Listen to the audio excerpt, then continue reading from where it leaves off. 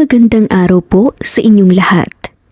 Andito na naman po tayo para maghatid ng kwentong kapupulutan ng aral, kilig, at inspirasyon. Pero bago po ang lahat, i-comment lamang po ang inyong pangalan at kung tigasan po kayo para ma-shoutout at mag-greet po namin kayo sa susunod na video. Bilang pasasalamat po sa inyong walang sawang pagsubaybay sa ating mga kwento. Tara! Simulan na natin ang kwentuhan. Ang kwento natin ngayon ay isinulat ng ating magaling na writer na si XWP.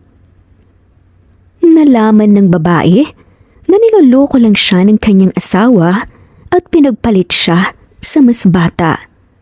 Bilang paghihiganti, nakipagrelasyon din siya sa mas bata pa sa kanyang asawa.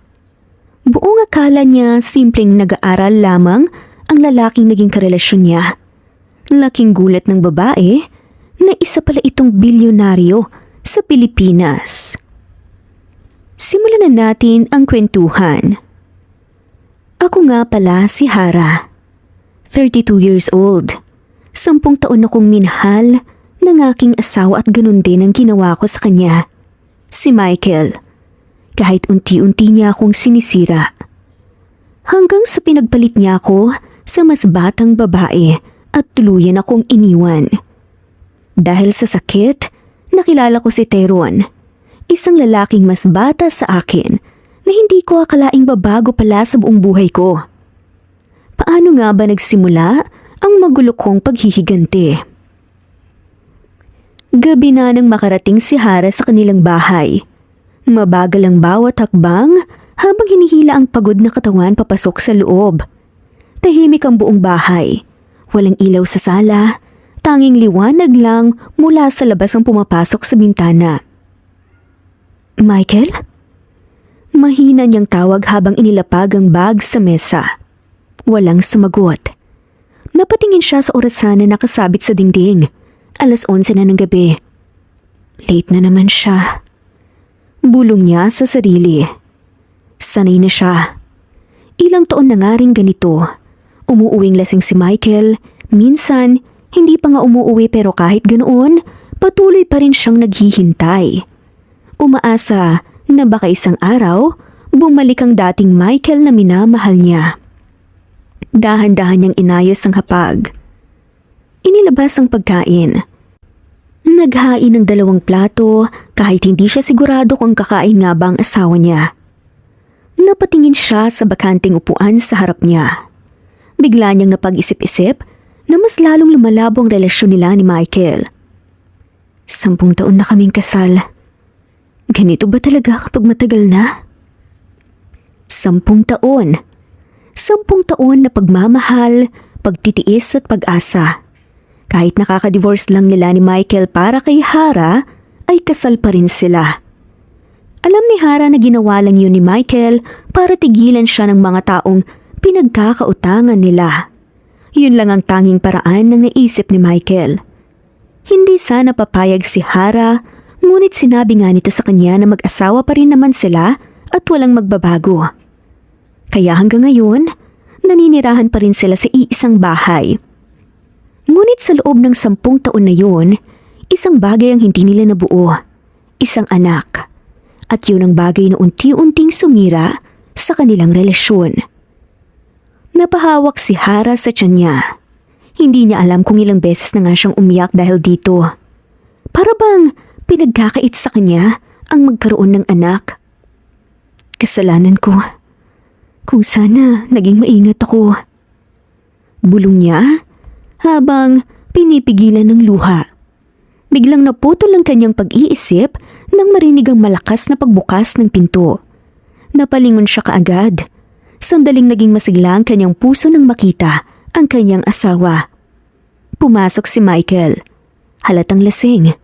Magulo ang buhok at hindi na maayos ang suot nitong polo. Halos matumba na nga ito sa paglalakad. Michael? Agad na lumapit si Hara upang alalayan ito.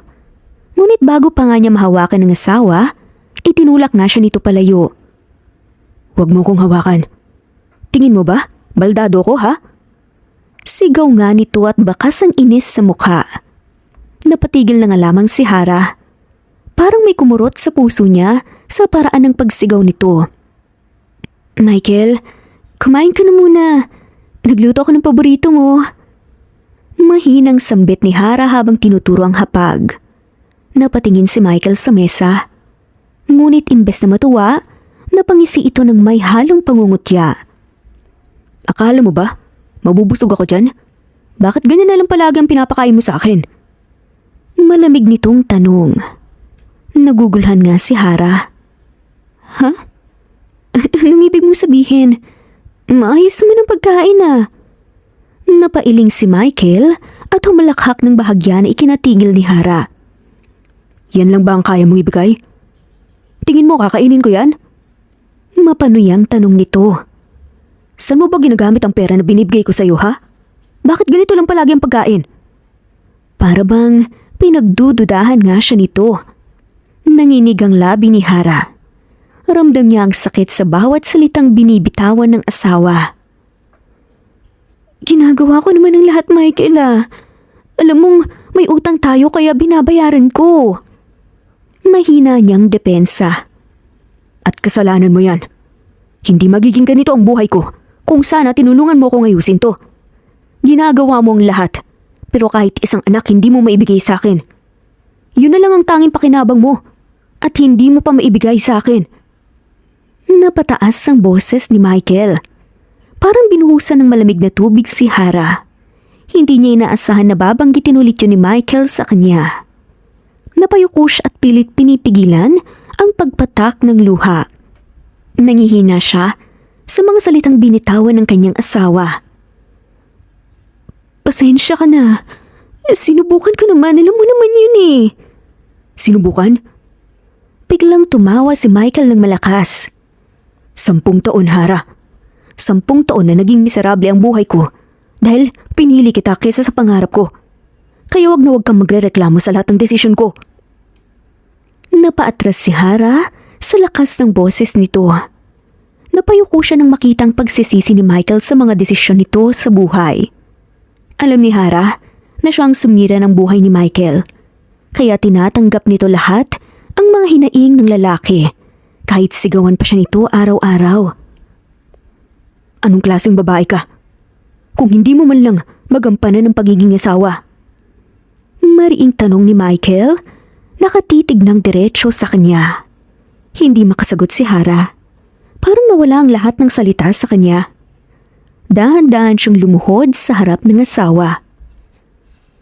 Michael, huwag mo naman akong iwan. Mahal na mahal kita. Pakiusap ni Hara, nanginginig ang boses. Saglit na natahimik si Michael habang nakatingin sa kanya. Ngunit imbes na maawa, napangisi lamang ito.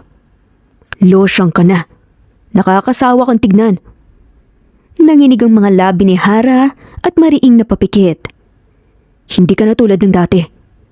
Dagdag pa nga nito habang pinagmamasdan siya mula ulo hanggang paa. Tignan mong sarili mo. Wala ka ng silbi, kaya umayos ka kung gusto mong may pakinabang ka. Napatakip si Hara sa bibig niya upang pigilan ang hikbi.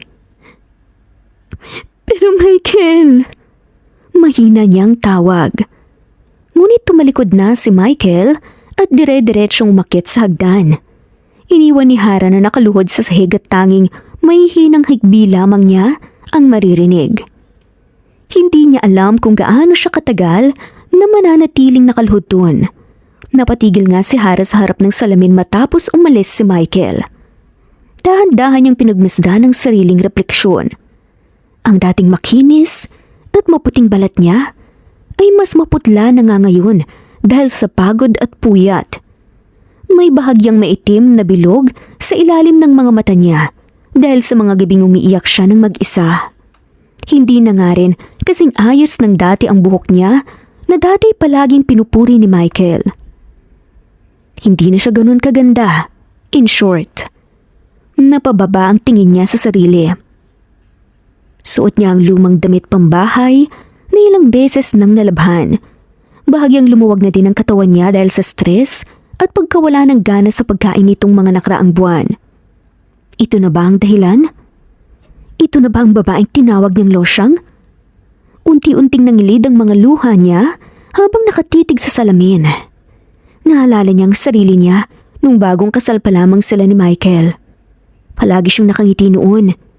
Palaging puno ng pangarap at sigla ang mga mata niya.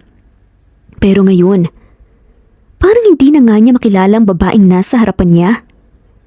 Marahang hinawakan niya ang sariling pisngi. Babalik pa ba ang dating tayo? Napatawa siya nang mapait habang tumutulo ang luha sa kanyang mga mata. Ganito na ba talaga ako kapangit? Basag ang boses niyang tanong sa sarili.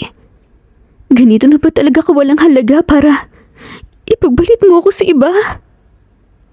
Sa unang pagkakataon, hindi niya kinwestiyon kung mahal pa ba siya ni Michael. Ang kinwestiyon niya kung kailan niya tuluyang nawala ang pagmamahal nga niya sa sarili. At yun ang mas masakit. Dahil habang abala siya, niligtas ang kanilang pagsasama, unti-unti naman niyang pinababayaan ang sarili niyang masira. Ngunit kahit siya, hindi na rin sigurado sa sagot. Kung sana hindi siya naging pabigat noon kay Michael, edi sana nakapag-aral ito sa kolehiyo. At hindi naging ganito ang buhay nila. Kinabukasan, maagang nagising si Hara kahit kulang sa tulog. Namumugto ang kanyang mga mata, ngunit pilit nga niyang inayos ang sarili. Kailangan niyang maging matatag para sa kanilang dalawa. Pagbaba niya sa sala, wala na si Michael. Tulad ng dati, maagang umalis ito nang hindi man lamang nagpapaalam. Napabuntong hininga si Hara. Habang nag-aayos siya ng mga gamit, biglang may napansin nga siyang kakaiba. Isang cellphone ang naiwan sa sofa. Kay Michael yun. Teka, bakit naiwan niya to? Kunot noong bulong ni Hara habang pinupulot ang cellphone. Balak sana niyang dalhin yun sa opisina ng kanyang asawa. Ngunit nang biglang magliwanag ang screen, napatingin siya.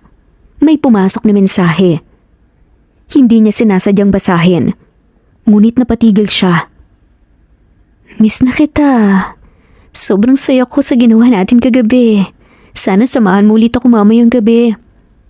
Nanginig ang kamay ni Hara habang binabasa ang mensahe. Dahan-dahan niyang binuksan ang phone at doon niya nakita ang sunod-sunod na mensahe. Mga tawanan, mga plano, mga litrato, at ang pangalan sa taas ng screen. Arya. Parang nawalan ng hangin si Hara. Napaupo siya sa sofa habang nakatitig sa cellphone. Hindi totoo to. Bakit ganito? Kahit galit sa akin si Michael, hindi niya ito magagawa sa akin. Mahal niya ako, diba? Kumbinsin niya sa kanyang sarili kahit sinasampal na nga siya ng katotohanan. Ngunit kahit na anong pilit niya, malinaw ang lahat. May ibang babae si Michael. Hindi niya namalayan na tumulo na nga ang mga luha niya habang patuloy na nagbabasa. Hanggang sa may isang larawan na tuluyang sumira sa kanya. Isang litrato ni Michael kasama ang isang dalagang babae. Magkayakap silang dalawa at mukhang masaya. At ang ngiti ni Michael sa litrato? Ngiti na matagal na nga niyang hindi nakikita. Napabitaw si Hara sa cellphone at napahagulgol sa pagtataksil na ginawa ni Michael. Natatanggap ko pa. Nagalit ka sa akin. Pero sana naman, hindi mo ginawa to sa akin. Lumuluhang saad nga ni Hara at yun ang gusto niyang iparating kay Michael. Sa unang pagkakataon, naramdaman ni Hara na unti-unti nang nawawala ang lalaking minahal niya. Buong akala niya, magagawa niyang ayusin ang kanilang pagsasama. Ngunit hindi niya inaasahan na ibang babae na pala ang gusto ng kanyang asawa. Babae na mas bata pa sa kanya. Ilang araw ding tulala si Hara matapos niyang malaman ang katotohanan. Hindi niya alam kung paano niya nalampasan ang mga nagdaang araw. Parang gumagalaw lang siya at kumakain dahil kailangan. Paulit-ulit na umiikot sa isipan niya ang mga mensahe. Ang litrato, ang pangalan ng babae. Gano'n na katagal? Bulong ni Hara habang nakatitig sa kawalan. Mas masakit ang hindi niya alam kung kailan nagsimula. Kung kailan ilang beses nga siyang niloko habang siya tahimik na naghihintay sa bahay. Kung ilang beses nga ba niyang sinubukang magpakatanga para sa lalaki. Napahawak siya sa kanyang dibdib. Tiniis niya ang lahat para kay Michael, kaya masakit para sa kanya na niloloko siya nito. Hindi. Kailangan kong makita. Kailangan kong makausap si Michael tungkol dito. Kailangan niyang kumpirmahin. Kailangan niyang makita mismo sa mga mata niya ang katotohanan. Maagang umalis si Hara. Hindi niya sinabi kay Michael na tutungo siya sa working place nito. Gusto niyang makita kung kasama ba ni Michael ang babaeng yun sa opisina at kung ano ang ginagawa nila sa mga oras na to. Ma'am, nandito na po tayo. Hindi kaagad nakasagot si Hara. Nakatingin lang siya sa gusali sa harapan niya kung saan nagtatrabaho ang asawa niya. Maraming salamat po. Mahinang sabi bago bumaba. Mabibigat ang mga paa niyang pumasok sa loob para bang bawat hakbang niya ay may kasamang takot at kaba. Pagpasok niya, napatingin sa kanya ang ilang empleyado. Hindi siya pamilyar sa kanila at hindi rin siya kilala ng mga ito. Lumapit siya isang lalaki na mukhang worker din sa loob. Excuse me, pwede bang magtanong? Napalingon ang lalaki sa kanya. Ano po yun, ma'am? Nandito pa si Michael? Tanong niya at pilit pinatatatag ang boses. Napakunot ang noo ng lalaki bago siya sinipat mula ulo hanggang paa. Si Michael? Nandito siya. Biglang ngumiti ang lalaki na tila may natandaan nga ito. Parang kilala kita, miss ah. Ikaw yung sinasabi ni Michael na pinsan niya. Sandiling natigilan nga si Hara. Ang reaksyon at pagkakasabi ng lalaki ang tuluyang nagpayanig sa kanya. Parang binuhusan ng malamig na tubig si Hara. Ano? Pinsan? Pag-uulit nga ni Hara hindi makapaniwala. Oo. Sabi kasi ni Michael noon pinsan ka daw niya nung bumisita ka. Akala nga namin asawa ka niya eh. Paliwanag ng lalaki at ngumiti. Nanginig ang mga kamay ni Hara. Hindi asawa, kundi pinsan. Iyon ang ipinakilala sa kanya ni Michael sa mga katrabaho. Napayuko siya sandali. Pilit pinipigilan ang pagluha. Hindi niya alam kung ano ang dapat maramdaman ngayon na nagsinungaling si Michael sa mga katrabaho nito. Parte ba ito ng pagpoprotekta sa kanya? O plano lamang ito na itago nga siya para magawa nga nito ang panloloko? Sa isip-isip tuloy ni Hara, baka kinakahiya siya ni Michael. Nasaan siya?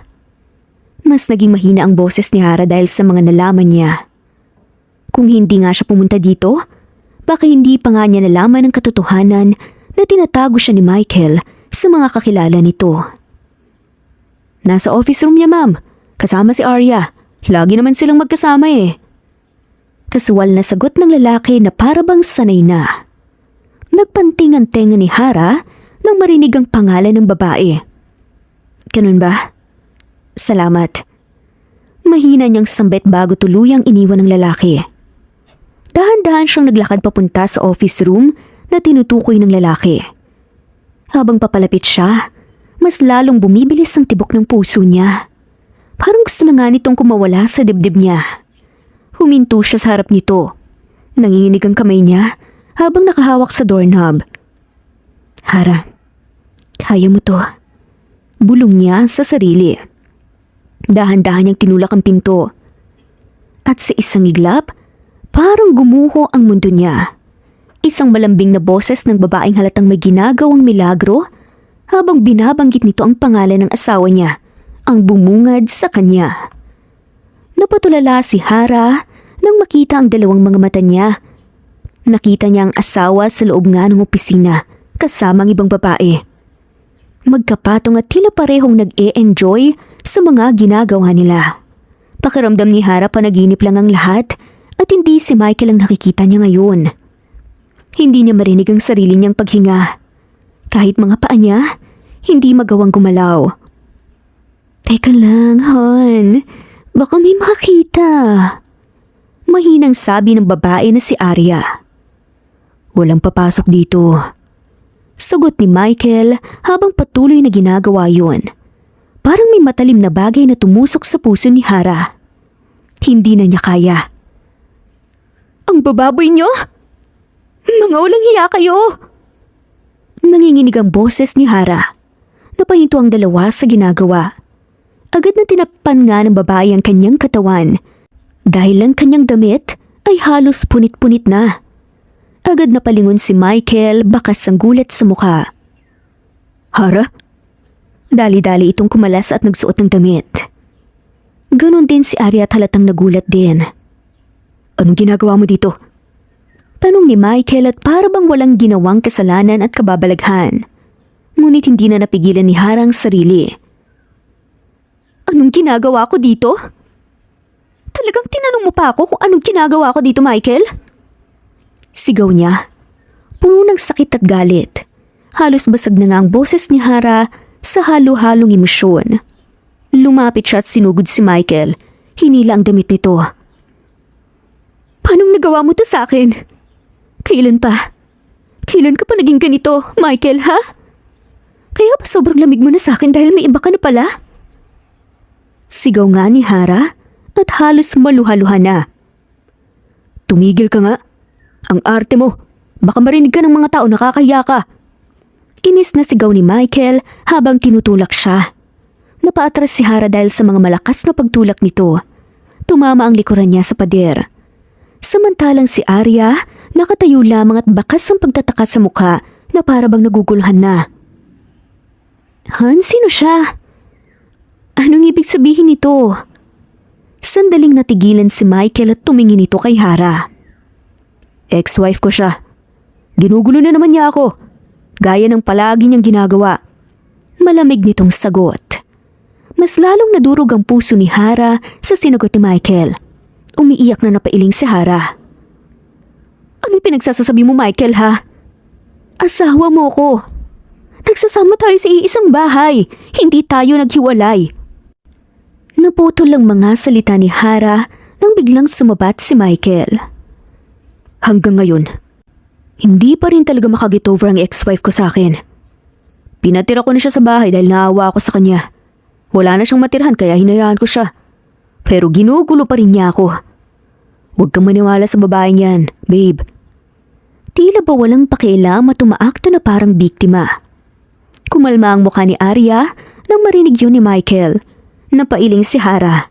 Naniwala naman si Arya kay Michael. Napatingin si Arya sa kanya. Wala na pala kayo eh. Mabuti nga pinapatira ka pa niya sa bahay niya. Samantalang hiwalay na pala kayo. Wala kang karapatan na pagsabihan ng ganyan si Michael, miss. Hindi mo lang pinagdadaanan niya. Inis na sambit ni Arya at niyakap pa nga si Michael sa harapan niya. Parang sinampal ng katotohanan si Hara. Mas lalong napahikbi siya nang nakitang naniniwalang babae kay Michael na wala siyang laban dahil totoong divorce na sila. Pero hindi ibig sabihin nun na dapat niya akong lokohin. Nangako siya na ako lang. Lumakas ang boses ni Hara. Huwag mo siyang sigawan. Baliw ka na siguro. Umalis ka na nga. Puno ng pandidiri ang mukha ni Michael. Michael, asawa mo ko. Kahit divorce tayo, asawa mo pa rin ako. Nanginginig ang boses ni Hara. Parang naliliit siya sa kanyang sarili habang tinitignan nga silang dalawa. Tumahimik ka nga. Nakakahiya ka. Umalis ka na dito. Bakas ang inis sa mukha ni Michael. Pagsasalita pa nga sana si Hara nang sigawan siya ni Michael. Umalis ka. Hindi na nakapagsalita pa si Hara. Tanging luha lang ang kusang tumulo sa mga mata niya. Sa huling pagkakataon, tinignan niya ang mga mata ni Michael na ito nakatingin sa kanya ng buong pagmamahal gaya noon. Hindi na. Ngayon, puno ng galit at pandidiri na ang natira. Unti-unti siyang umatras hanggang sa tuluyan na nga siyang lumabas ng opisina. Hindi niya maalala kung paano siya nakauwi. Parang naglalakad lang siya ng walang direksyon. Hanggang sa maramdaman na lang niyang nasa loob na nga siya ng bahay nila. Ramdam niya ngang tahimik at lamig ng paligid. Walang nagbago. Pero parang iba ang lahat. Lumipas ang ilang oras, natulala si Hara bago bumukas ang pinto. Pumasok si Michael na tila walang nangyari. Napatingin si Hara rito. Michael? Mahina niyang tawag. Napabuntong hininga si Michael at inilapag ang susi. Ano na naman? Walang emosyon nitong tanong. Tumayo si Hara, nanginginig ang mga kamay. Bakit mo ginawa yun? Akala ko ba mahal mo ko? Pero bakit ganun? Pumiyok ang boses ni Hara nang tanungin ito. Napabuntong hininga si Michael at napailing. Pagod na ako, Hara. Ayoko na ng drama. Pinalagpas ko ang ginawa mong pamamahiya sa akin kanina, kaya mas mabuting tumahimik ka na lang. Pumunta ka pa talaga sa trabaho ko at nag-eskandalo. Pagod nitong saad bago tumalikod. Hindi makapaniwalang napailing si Hara at nilapitan ang lalaki. Drama? Napatawa ng sarcastic si Hara ng may halong sakit. Nahuli kitang may ibang babae. Tapos drama lang yun? Nagsinungaling ka sa akin, Michael. Ginawa mo akong tanga. May tinatago ko sa kanila. Kaya sinabi mong pinsan mo lang ako. At mukhang kinakahiya mo rin ako. Marahas na humarap si Michael sa kanya. Anong magagawa natin? Oo, may babae ako at niloko kita. Pero kasalanan mo yun, Hara. Alam mo kung bakit? Malamig nitong tanong. Hindi sumagot si Hara. Lumapit si Michael, puno ng galit na nakatitig ito sa kanya. Kasi losyang ka na. Matanda ka na. Sinira mo rin ang buhay ko kaya magtiis ka. Diretsahang sabi nito. Nanginig ang mga labi ni Hara sa sakit na binitawang salita ni Michael. Tahimik na tumulong mga luha niya sa mga mata. Hindi ka na katulad ng dati. Gamit na gamit ka na, Hara. Nakangising sabi ni Michael. Sa tingin mo ba, may lalaking magkakagusto pa sa'yo? Walang ibang lalaki na kaya kang tiisin, kundi ako lamang, Hara. Nagstay ako sa iyong tabi kahit nakakahiya ka ng kasama. Parang bawat salita ay kutsilyong tumatama sa puso niya. Samantalang si Arya, mas bata kumpara sa'yo. Maganda, buhay na buhay. Hindi kagaya mo na parang nakikipagbahay-bahayan sa isang patay. Nakakadiri kang tignan. Dagdag pa nga nito. Michael, hindi ka ganito. Bakit mo sinasaktan ang damdamin ko? Malaki ba talaga ang galit mo sa akin? Lumuluha na nga na tanong ni Hara. Wala na tayong dapat pag-usapan pa, Hara. Agad na sambit ni Michael, tila ba nawalan ng gana. Divorce na tayo. Malaya ako sa anuman ang gusto kong gawin. Wala kang magagawa kundi tanggapin ang katotohanan na hindi mo ko pagmamay-ari. Kaya pala gusto mong makipag-divorce? Mahinang sambit ni Hara. Hindi sumugot si Michael at malamig na nakatingin lamang sa kanya. Akala ko para protektahan ako. Nanginginig niyang dagdag. Napaismid na nga lamang si Michael. Protektahan? Gusto mong protektahan kita habang buhay? Hindi ka ba nagsasawa, Hara? Dahil ako, sawang-sawa na ako. Hindi mo kayang mabuhay kung wala ako. Umaasa ka lang sa akin kaya pabigat ka talaga. Malakas na sambit nito. Kinuha ni Michael ang maliit nitong bag. Sa kanya na ako titira simula ngayon. Huwag mo akong sundan kung ayaw mong magalit pa ako lalo sa'yo. Walang pakialam nitong sabi. Pero Michael, kasal pa din tayo. Pipigilan nga sana ito ni Hara. Ngunit hindi na ito lumingon pa. Naglakad dito palabas ng pinto at sa isang iglap tuluyan siyang iniwan ng lalaki na 10 taon niya naging asawa. Nakaupo si Hara sa sofa, nakatitig sa kawalan. Hindi niya maalala kung ilang oras na nga siyang ganon. Hindi na nga rin niya maalala kung ilang beses siyang umiyak. Ang bahay niya ay tila alaala nga ng mga gabing naghihintay sa kanya. Alaala ng mga pangakong binitawan, ngunit hindi tunupad. Hanggang kailan ba ako magiging ganito? Mahina niyang tanong sa sarili. Napatingin siya sa paligid. Malinis ang bahay, tahimik, walang kalat, walang ingay. Parang wala nang nakatira, parang patay na. At napagtanto niya, parang ganun na nga rin siya. Kasalanan ko ba talaga ang lahat ng to? Iniwan ko rin ang pangarap ko para sa kanya. Maluha-luhang hinaing ni Hara habang pinupunasan ng luha. Pero hindi ko yun sinumbat sa kanya. Kahit sukong-suko na ako sa sitwasyon namin, mas pinili ko pa rin siya araw-araw dahil nanumpa kami sa harapan ng Diyos. Napayuko si Hara at tinakpan ng kanyang muka. Mahal na mahal ko siya eh. Paano niya natin nalokohin ako ng ganito? Akala ko iba siya sa lahat ng lalaki. Wala rin siyang pinagkaiba sa ama ko. Dagdag pa niya habang nagre-replay sa kanyang utak ang pagtataksil ng kanyang ama at ng kanyang asawa. Ilang oras din siyang nakaupo at nagmumuni-muni bago tumayo sa puntong yun. May mga narealize nga siyang bagay. Kung noon, hinayaan niya lang ang sarili na umikot ang mundo niya kay Michael. Ngayon, wala siyang babalikan. Wala na nga siyang dapat hintayin pa. Lumipas ang mga araw, hindi na nanatili si Hara sa bahay ng matagal. Mas pinipili nga niyang mapagod hanggang sa wala na nga siyang lakas na mag-isip. Sa umaga, nasa flower shop siya at sa gabi naman nagtatrabaho siya sa isang maliit na restaurant. Hara, magpahinga ka muna kaya. Saad ng katrabaho niya habang inaabot ang isang basong tubig. Ngumiti lang si Hara. Ayos lang ako, kaya ko pa naman eh. Ngunit halata sa mukha niyang pagod. Namumutla ang labi niya at halatang kulang sa tulog. Hindi siya kumakain ng maayos, hindi siya nagpapahinga.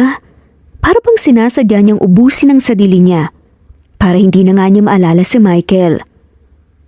Isang hapon nabalanga si Hara sa pag-aayos ng mga bulaklak sa flower shop.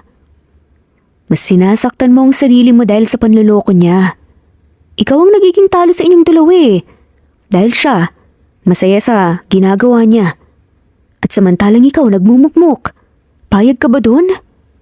Umiiling na sambit ng katrabaho ni Hara. Napabuntong hininga na nga lamang si Hara. Hayaan mo muna akong mapagod sa kanya. At sa lahat, hayaan mo muna akong maramdaman to. Hindi naman siguro talaga ganun kadali na mawala ang sakit na pinaranas niya sa akin, diba? Tugon naman ni Hara. Halata ang concern sa mukha ng kanyang katrabaho. Mahal mo pa ba? Kaya ayoko mag-asawa eh. Wala na sigurong matinong lalaki. Napaismid ang babae nang sabihin yun. Napaisip si Hara at tipid ng umiti. Siguro may nitara pa. Siguro pinapahalagan ko na lang yung pagsasama namin dahil ilang years din kaming kasal. 10 taon din yun. Iwan ko. Basta, ang alam ko, hindi na kayang pauwiin ang sakit na nararamdaman ko. Hindi na kayang bawiin ang mga pagkakamali niya. Hindi ko na kayang bumalik pa ulit sa kanya. Maingat niyang inayos ang mga rosas. Pinipilit ituon ang atensyon sa ginagawa. Natahimik ang katrabaho niya matapos sabihin yun. Nang biglang may isang anino ang tumapat sa harapan niya. Napatingin siya. Isang malaking bouquet ng pulang rosas na inilahad sa kanya. Para sa'yo. Napatingin siya sa lalaking nasa harapan niya. Napatigil si Hara sa malaanghel na ngiti na sumalubong sa kanya. Matangkad, simple ang suot, malinis tignan ngunit may kakaibang aura. Mukha itong bata, siguro nasa mid-20s pa lang. Para sa akin? Nagtatakang tanong ni Hara. Sa'yo yan. Pag-uulit nga ng lalaki. Napailing na nga lamang si Hara. Ha? Hindi siguro, no? Baka mali ka lang ng binibigyan. Hindi, ikaw talaga. Putol nga ng lalaki sa kabahagyang umiti. Lalong napanganga si Hara. Ano bang ibig mong sabihin? Bakit mo pa kasi binibigay ito? Bibilhin mo to, di ba? Takang tanong nga ni Hara. Nanliligaw ako. Diretsahang saad naman ng lalaki. Napatingin ang katrabaho ni Hara sa kanila at biglang napatakip sa bibig ng makitang lalaki. Napakurap si Hara. Alam mo bang sinasabi mo? Tignan mo nga ako ng mabuti. Mukha bang magkasing edad lang tayo para ligawan mo ko, ha? Alam ko ang sinasabi ko. Required ba talaga na dapat magustuhan ko ang babaeng kasing edad ko? Maniwala ka man sa akin o hindi. Gusto talaga kita, miss. Kalmadong sagot ng lalaki. Napailing na nga lamang si Hara, bahagyang natawa sa gulat. Pero bata ka pa. Hindi ako ang dapat mong ligawan. Tumawang katrabaho niya at biglang sumingit. Ay bakit hindi, Hara? Babyface ka pa naman ah. Tsaka, maganda naman. Bagay kayo. Tumahimik ka nga. Nahihiyang bulong na nga lamang ni Hara rito. Uy, totoo naman eh. Saka hindi pwedeng ex-husband mo lang ang bagong babae, no? Napahilot sa noo si Hara habang problemado sa mga pinagsasasabi ng katrabaho niya. Napatingin siya ulit sa lalaking nasa harapan niya. Anong pangalan mo? Tanong niya sa lalaki. Biglang tumayo ng maayos ang lalaki. Teron ang pangalan ko, miss. Sagot nga nito. Simula noon palagi nang bumibisita si Teron sa flower shop. Halos araw-araw. At sa bawat pagpunta nito, bumibili ito ng bulaklak sa mismong shop at binibigay kay Hara. Teka, mauubos mo na yata yung stock namin ah. Baka wala ka ng allowance dyan. Biro nga ni Hara habang tinatanggap ang bouquet. Ngumiti si Teron. Okay lang, basta para sa'yo. Kaya kong gumastos ng pera kahit magkano pa, kahit maubos pa. Napailing na nga lamang si Hara. Ngunit hindi na nga niya ito tinanggihan pa.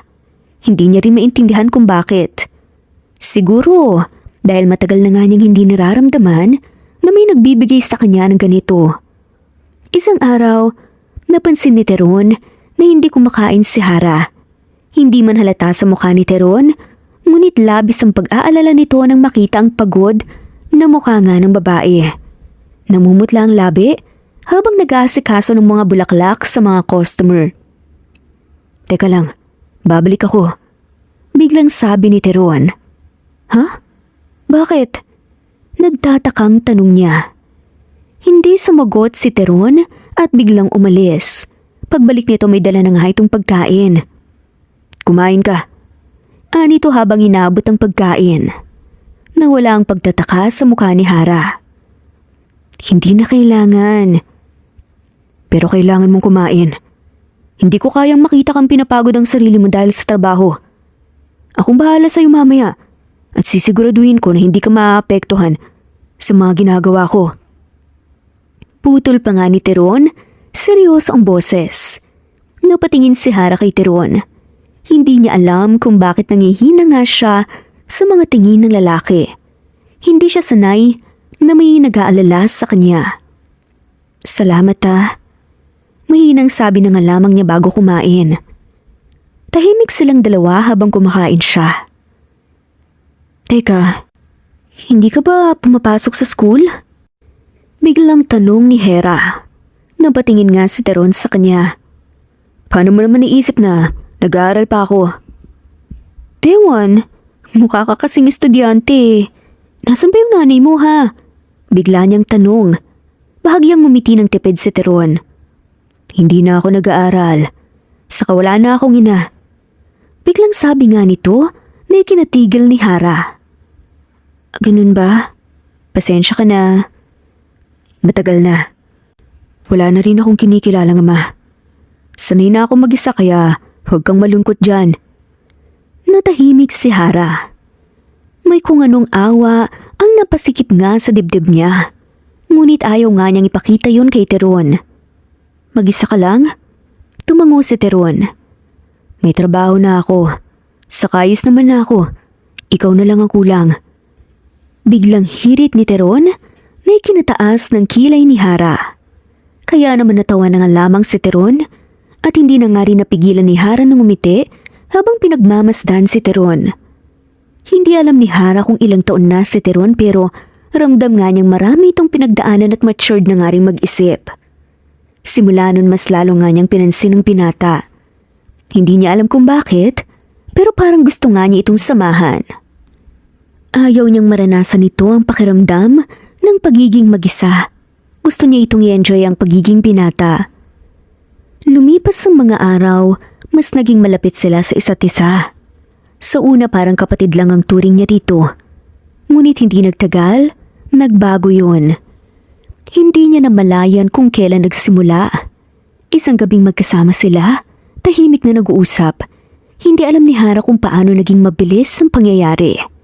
Nang bigla nga siyang nilapitan ni Teron at hinalikan ng kanyang mga palad. Natigilan si Hara. Ngunit hindi niya hinilang kamay ng lalaki. Nanigas ang kanyang mga katawan dahil sa ginawa nito. Kahit wala na ang labi nito sa kanyang kamay, ramdam pa rin nito na parang nakadikit pa rin ang likuran ng kanyang kamay. Hara. Mahinang tawag ng lalaki. Ha? Utal na tanong naman ni Hara at tila natulala sa mukha ng lalaki. Pwede bang maging tayo? Huminga ito ng malalim. Napatigil si Hara sa naging tono ni Teron. Kahit gamitin mo lang ako. Ayos lang. Alam kong hindi ka pa talaga handa na makipagrelasyon.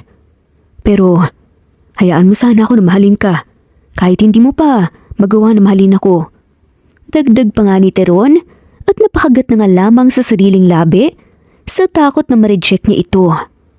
Parang may kung anong gumalaw sa loob ni Hara nang marinig ang salitang gamitin. Yun din naman ang balak niya, hindi ba? Pero bakit pakiramdam ni Hara hindi niya magawang gamitin si Teron? Naalala niya bigla ang mga sinabi ni Michael. Pinalit din siya nito sa mas bata pa sa kanya. Losyang, walang silbi, matanda na. Yun ang mga binitawang mga salita ni Michael sa kanya. Unti-unting napalitan ng galit ang sakit sa puso niya. Bakit hindi niya subukan na pumayag sa alok ni Teron? Napatingin siya kay Teron mula sa paa hanggang sa mukha nito. Mas gwapo, higit sa lahat mas bata rin kay Michael. Dahan-dahan siyang umiti kay Teron. Sige, pumapayag ako na tayo na. Nagulat si Teron, kalaunan na pangiti ito sa naging sagot ni Hara. Agad siya nitong niyakap ng mahigpit. Niyakap din ito ni Hara pabalik. At sa pagkakataong yun, hindi na nga siyang babaeng iniwan. Hindi na siyang babaeng umiiyak, kundi isang babaeng handang bumawi. Gagawin ko rin ang ginawa mo, Michael. Bulong niya sa sarili. At sa harap niya, nakatayo ang lalaking magiging bahagi ng paghihiganti niya. Sigurado ka ba? Tanong ni Teron matapos ang lahat ng pangyayari. Nakatitig ito sa mga mata niya. Hindi kaagad sumagot si Hara. Tinitigan niya ang mukha ng binata. Hindi ka ba natatakot? Dagdag pa nga nito. Bahagyang umiti si Hara. Bakit naman ako matatakot? Balik niyang tanong. Mas matanda ka sa akin.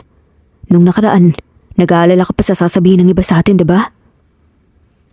Wala akong pakialam sa sasabihin ng ibang tao. Divorce na ako. Kaya malaya akong gawin ang gusto ko. Hindi ka magsisisi? Napailing si Hara. Mas marami na akong pinagsisihan. Natahimik na nga lamang si Teron. Dahan-dahang lumapit si Hara. Hinawakan niya ang kwelyo ng lalaki. Kung gagamitin kita, papayag ka ba talaga? Bulong niya. Hindi kumibo si Teron, tanging ang mga mata nito ang nakatitig sa kanya na puno ng lambing at pagkagusto. Paano kung saktan mo rin ako gaya ng ex-husband ko? Dagdag nga ni Hara. Hindi mangyayari yun. Hindi ko kakayanin na gawin sa iyo yun. Agad na sagot nga nito, magkasalubong ang kilay na ikinatawa ni Hara. Ang tapang mo naman, hindi nang sinabi niya sa akin. Masyadong mababaw ang pagmamahal niya sa'yo. Baka nga, hindi ka niya mahal. Kung siya kaya niyang mag-cheat, Ako, hindi ko yun kayang sikmurain. Seryosong sabi ni Teron. Napatitig na nga lamang si Hara kay Teron. Pero bakit naman? Siya nga, 10 taon na kaming kasal. Ikaw kakikilala mo pa lang sa akin. Bigla ka nalang sumulpot. Takang tanong pa nga niya. Dahil magkaiba kaming dalawa. Hindi mo alam kung gaano kita hinintay at minahal ng ganito, Hara. Parang sandaling tumigil ang mundo ni Hara. Hindi niya inaasahan ang sagot, ngunit hindi niya pinapahalata. Kung ganoon, huminga siya ng malalim. Pilit na pinapakalma ang sariling puso sa kakaibang titig ni Teron sa kanya. Wala nang bawian, Hara. Hinaplos ni Teron ang ibabang labi ni Hara at bumulong dito. Girlfriend na kita at boyfriend mo na ako. Pag-aari mo na ako simula ngayon. Unti-unting nabawasan ang sakit sa puso ni Hara sa tuwing kasama niya si Teron. Sa kabila ng agwat ng kanilang edad, pinaparamdam nito sa kanya ang respeto, pag-aalaga at atensyong matagal na nga niyang hindi naramdaman mula kay Michael. Hindi siya sinisigawan nito, hindi rin siya minamaliit.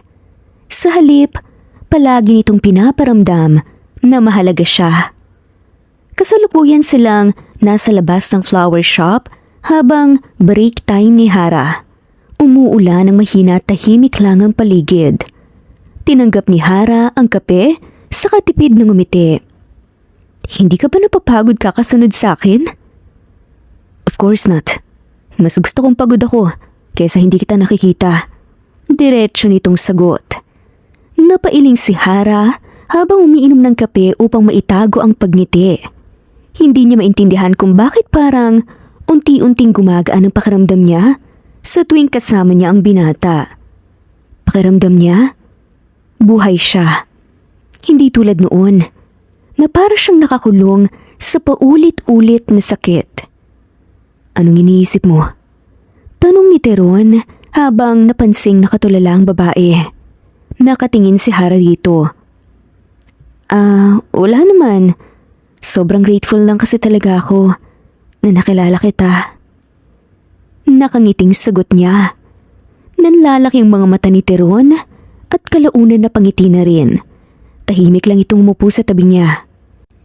Hindi niya kailangan pilitin ang sarili niya kay Teron. Hindi rin siya natatakot na magkamali.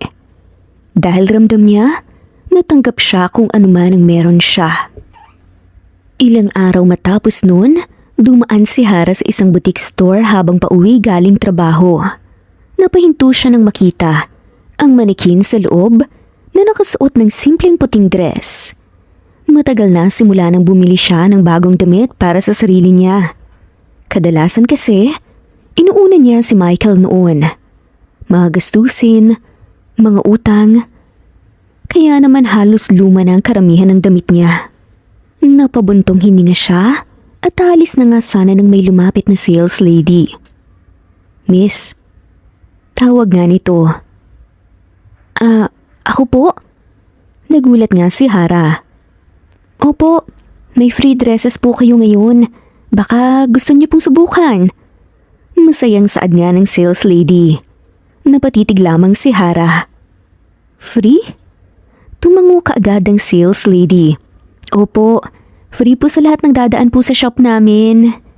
Hindi makapaniwala si Hara, ngunit dahil sa paulit-ulit na nga siyang ina-assure ng mga sales lady, napapasok siya sa loob. Sayang din kasi. Mas lalo siyang nagulat nang asikasuhin nga siya ng mga to na para bang isa siyang importanteng tao o VIP. Ma'am, bagay na bagay po to sa inyo. Saad nga ng isang sales lady. Saad pa ng iba? Mas bagay po sa body shape niyo to. Tong color po na to. Ang ganda niyo po pala, ma'am. Hindi alam ni Hara kung matutuwa ba siya o mahihiya. Matagal na rin simula nang makarinig nga siya ng mga compliments.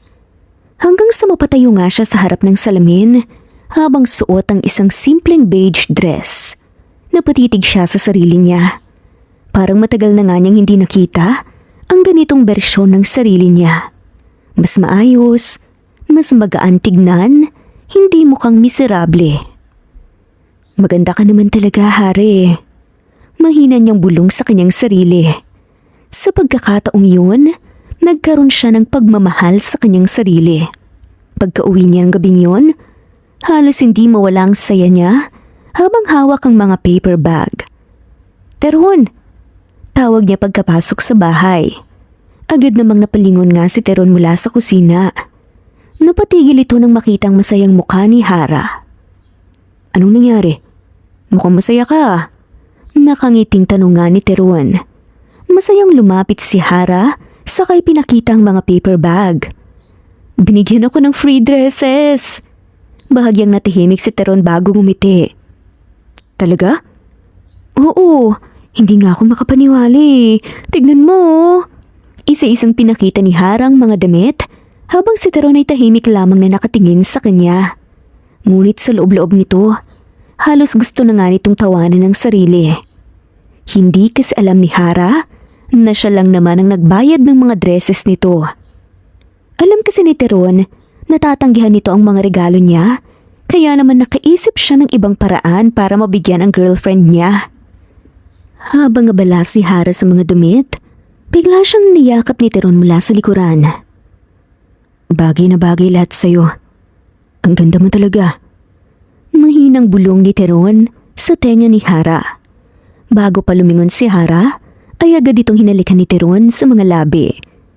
Nanlaki ang mga mata ni Hara sa biglaang pagnakaw nito ng halik. Ngunit kalaunan gumalaw rin ang mga labi niya sa pagtugon. Sandaling huminto si Teron sa paghalik at niyakap ng mahigpit si Hara. I love you so much. Madamdaming saad ni Teron at saka sinubsob nito ang mukha sa leeg ni Hara.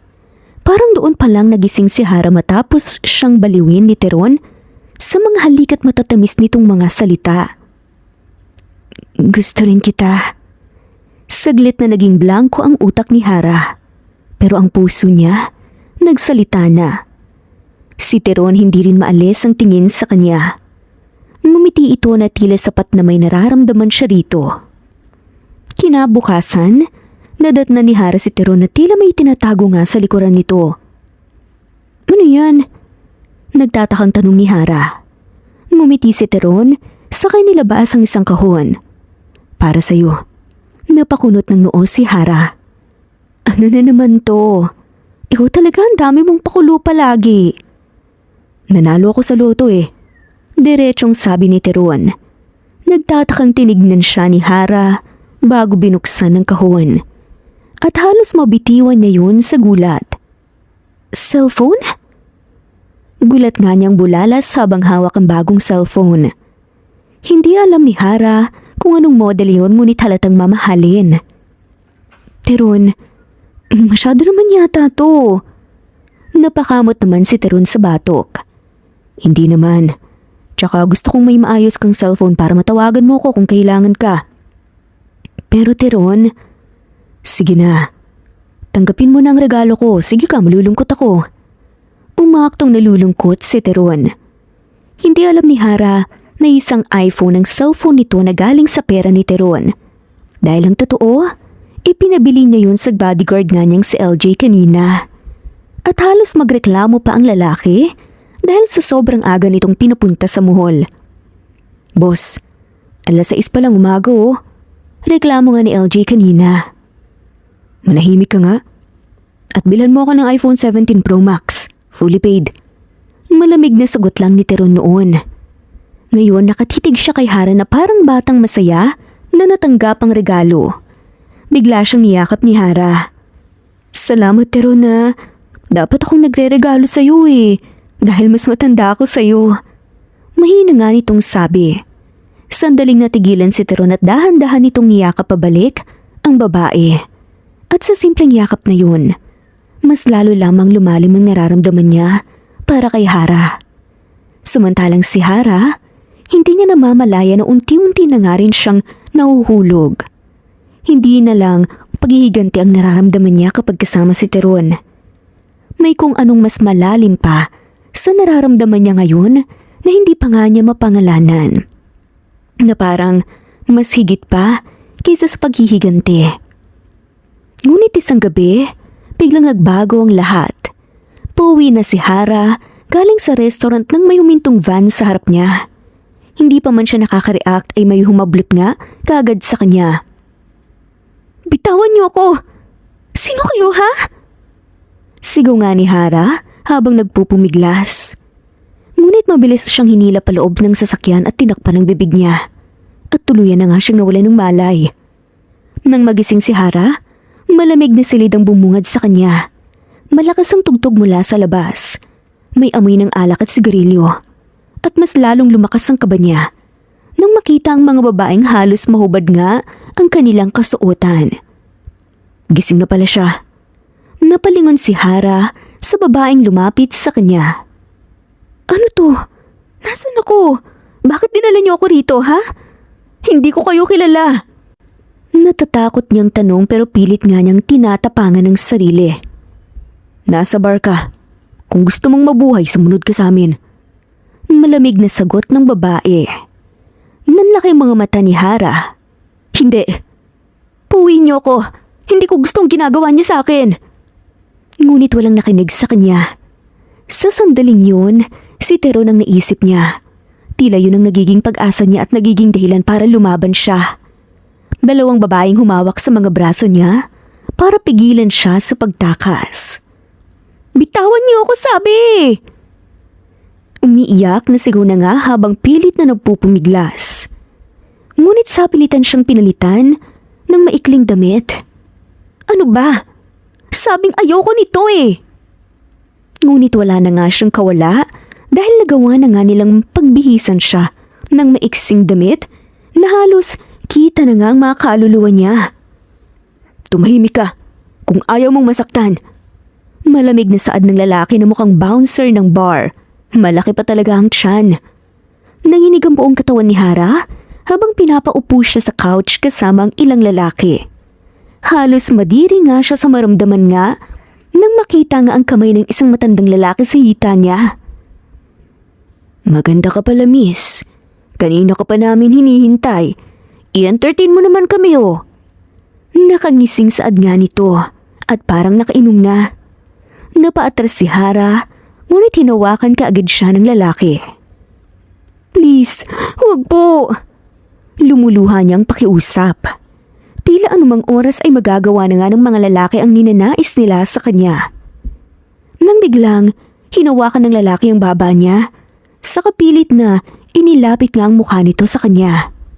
Napahikbi na nga lamang si Hara at pilit na iniiwas ang mukha sa lalaki. Nananakit din ang panga niya sa sobrang higpit ng pagkakahawak nila. "Masyado kang pa-inosente, miss. Pa-virgin ka masyado eh." Mariin at natatawang pahayag ng matandang lalaki na ikinatawa rin ng mga lalaki sa paligid. Biglang hinawakan siya ng isang binatang lalaki sa likuran. "Kung ako sa'yo, huwag ka nang manlaban pa sa amin. Sigurado masasarapan ka rin naman eh." Nakangising saad pa nito. Ngunit, bago pa man mangyari ang kinatatakutan ni Hara, isang malakas na suntok ang tumama sa mukha ng lalaki na balak siyang halikan. Nanlalaki ang mga mata ni Hara nang makita si Teron. Tila hindi ito ang Teron na kilala niya. Malamig ang mukha nito. Ngunit sa mga mata nito sobrang delikadong galit nga ang makikita. "Hinawakan mo ba siya?" Malamig na tanong ni Teron sa mga lalaki na nakapalibot sa kanila. Hindi kaagad nakasagot ang lalaki dahil sa lakas ng suntok. "Pakialam mo ba? Bakit nangingialam ka sa ginagawa namin, ha? Sino ka ba para pumasok dito at gumawa ng iskandalo?" Galit na sigaw ng matandang lalaki habang paatras ng paatras ang lakad nito. Para bang natatakot din sa itsura ni Teron. Hindi kumibo si Teron. Mabilis nitong sinuntok ang mukha ng matandang lalaki bago pa nga ito makabangon. Sunod-sunod ang mga suntok nito na ikinabahala ni Hara dahil tila gusto nga ng patayin ni Teron ng lalaki.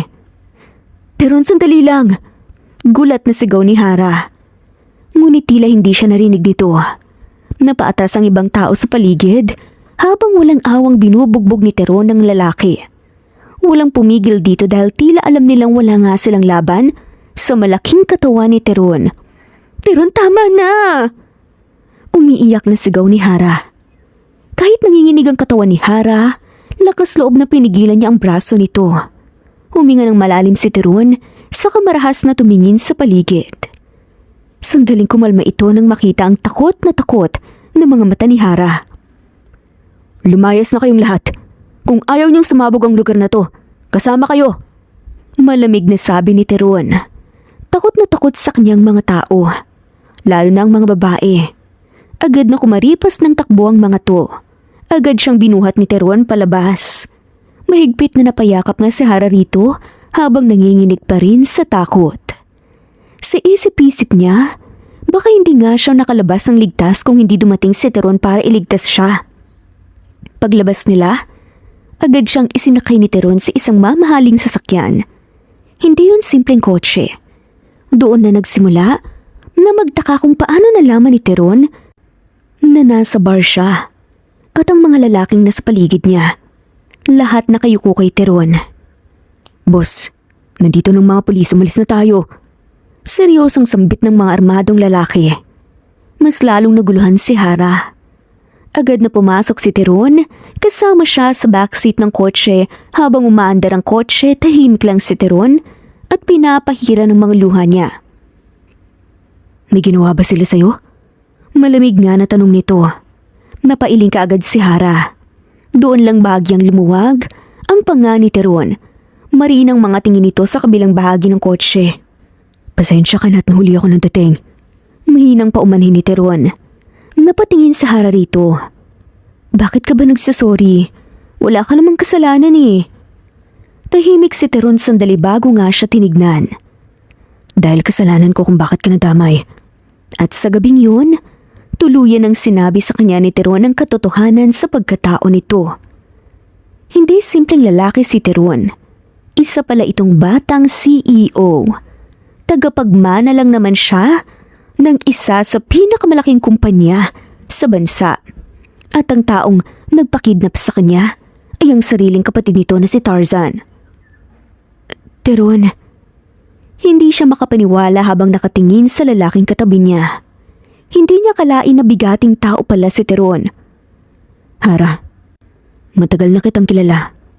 Hindi aksidente na nakilala kita. Matagal na kitang minamasdan.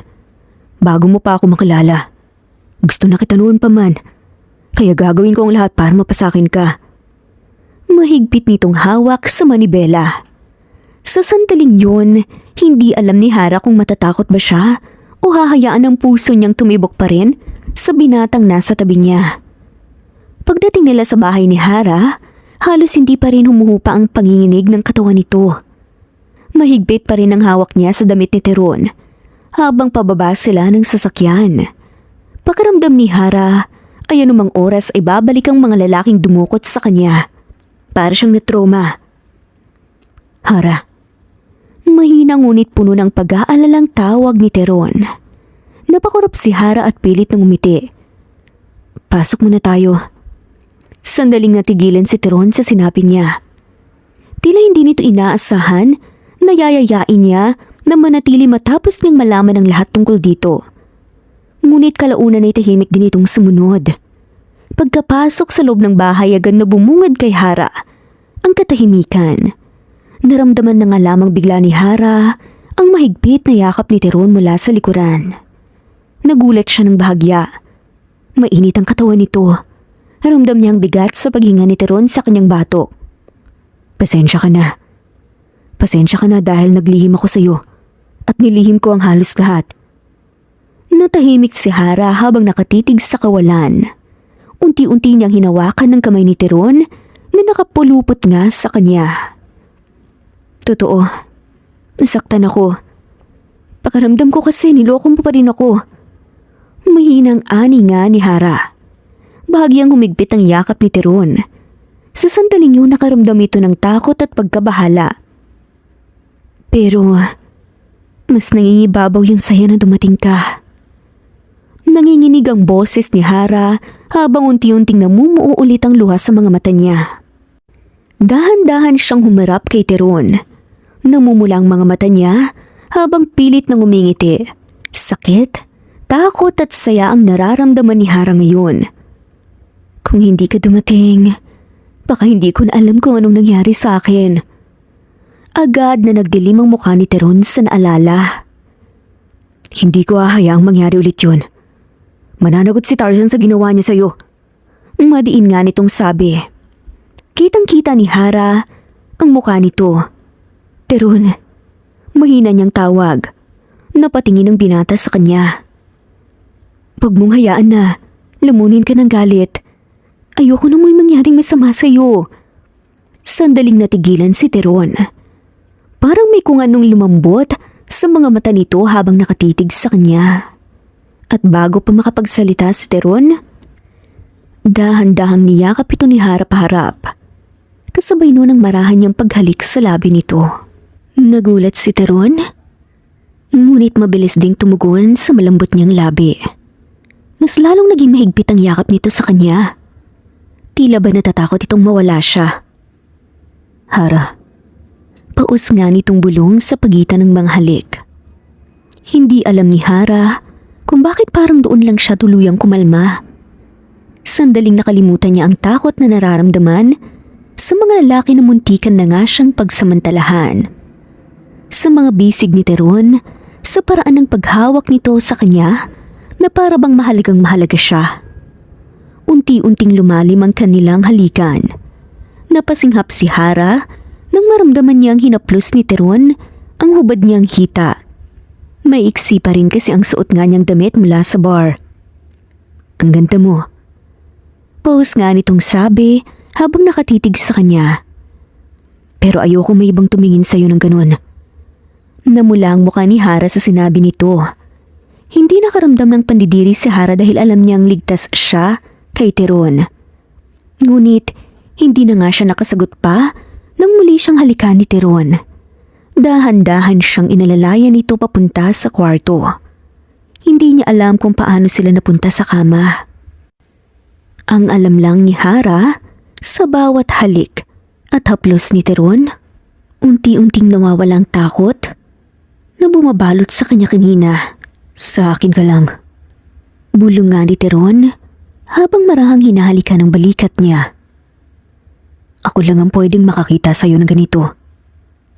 Nanginginig ang paghinga ni Hara habang nakatingin sa binata. Hindi niya alam at hindi niya akalain na may taong titingin nga sa kanya na parang napakaganda niya. Hindi gaya ni Michael na puro panlalait ang natatanggap niya.